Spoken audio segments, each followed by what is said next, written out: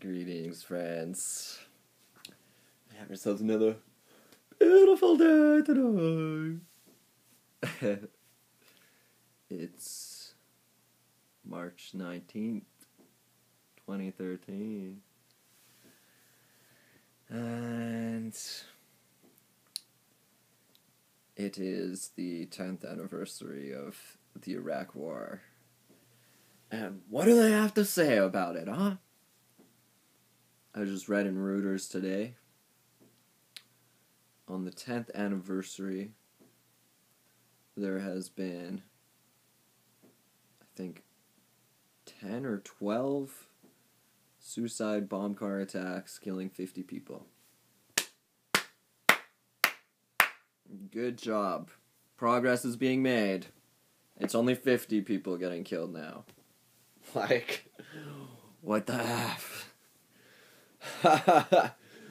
Oh, God. Like, wars are getting longer and longer. Afghanistan now is 12, started in 2001. 12 years, I think. Maybe coming up to 12 years now. Now, Iraq War just reached the 10th year anniversary. Albeit the U.S. is pulling out, but it seems as if, as the U.S. is pulling out, like, while the violence hasn't ever reached the level back that it was in 2006, like, there's still sectarian violence going on between Sunnis and Shias in that country. There's still a lot of ethnic violence surrounding, like, the Kurds and Arabs. You have Syria creating complications, because it borders Iraq, and honestly, it's like, why do we keep allowing the U.S. and UK to screw around with people's lives, basically, like lives, their countries, all this stuff, and they always say, oh, it's for defending, it's self-defense, it's like all these like special like imperialist terms that they use, but basically it's all about oil. I mean, like, can we honestly say the people of Iraq are better off today? Did we bring them democracy? Have any of the goals been achieved that were set out, that like were the goals, other than like removing Saddam Hussein?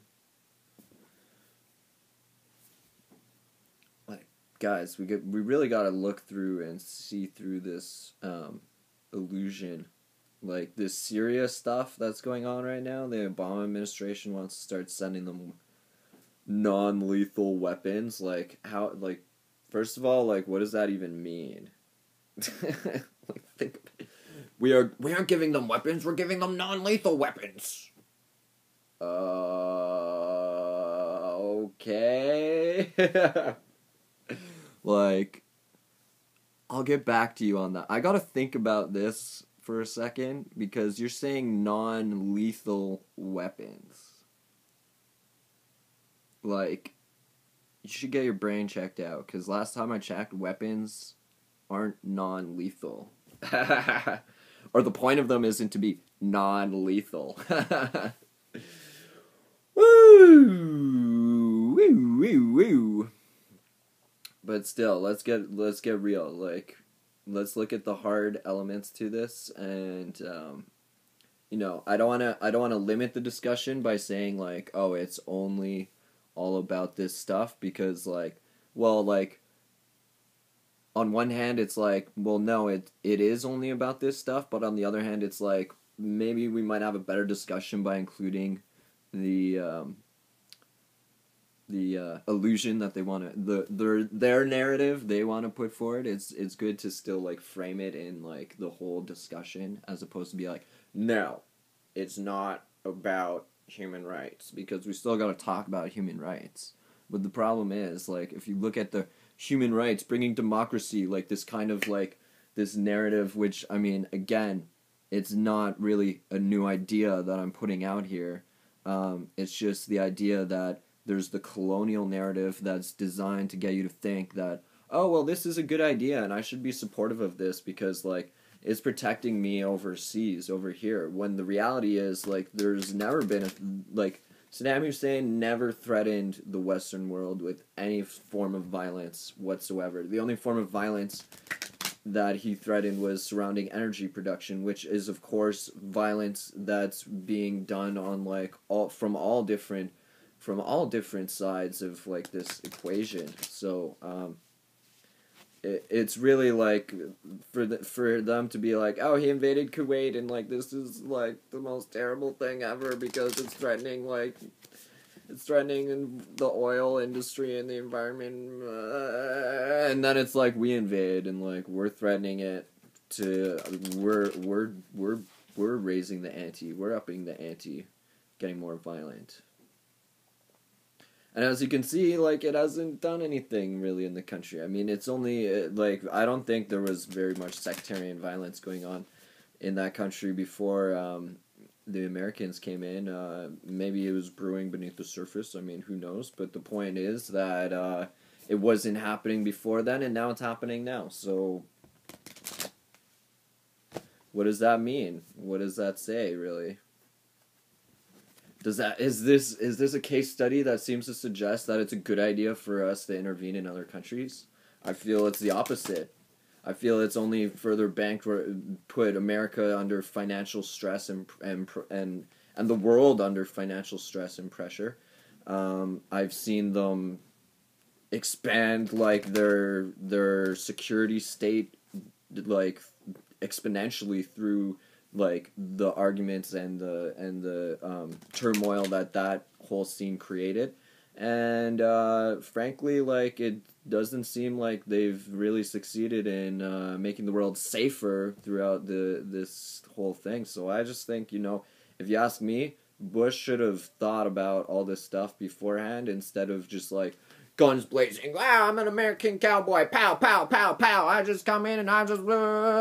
Like, do some research before you go into these countries. Like, at least do some research. At least get outside your American perspective of we're some world police power and blah, blah. Get out of that zone. You're not. You're not a world police power. You're not. I'm sorry. You're not a benevolent ruler. You're a ruthless dictator that tells us what to do. And we're all just like, yeah, but now increasingly we're like, you dropped the ball too many times. We don't want to hear from you what you have to say anymore. I'm tired of America saying, oh, we're just going to help these people. We're just going to give them weapons and invade their country. Last time I checked, invading someone's country is not helping them. Empower them. Give them the ability to take the power into their own hands and do it in a way that's altruistic and not at all like self-interested, which seems to be the case because you really seem to give weapons and money and all these things to certain kinds of people, but you don't give it to like, you're not willing to give it to people in, well, the famous example, of course, is the Rwanda example. But then, there's lots of other cases and examples where there was nothing. You guys said nothing. You guys did nothing to help anyone in those countries.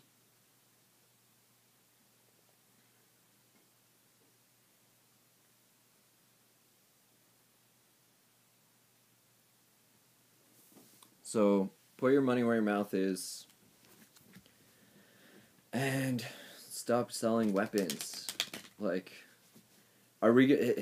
is some new kind of terrorist organization going to emerge, like an Al-Qaeda kind of organization in Iraq, and now we're going to have to go back to Iraq, like, in another 10, 20, 30 years because we didn't, like, fix the problems that were there to exist in the first place? And I'm done with that idea.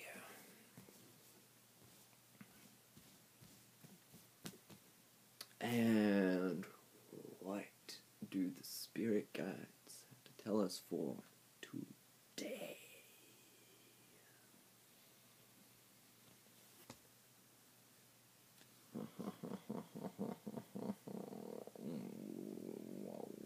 Tiger. Powerful totem today. Powerful energy. You're being called upon to provide leadership, so trust that you're capable of doing so. You have skills. You know what's the biggest barrier to achieving things that you want to do? Yourself. Your own self. That's why I say speak your truth. Peace and love, friends.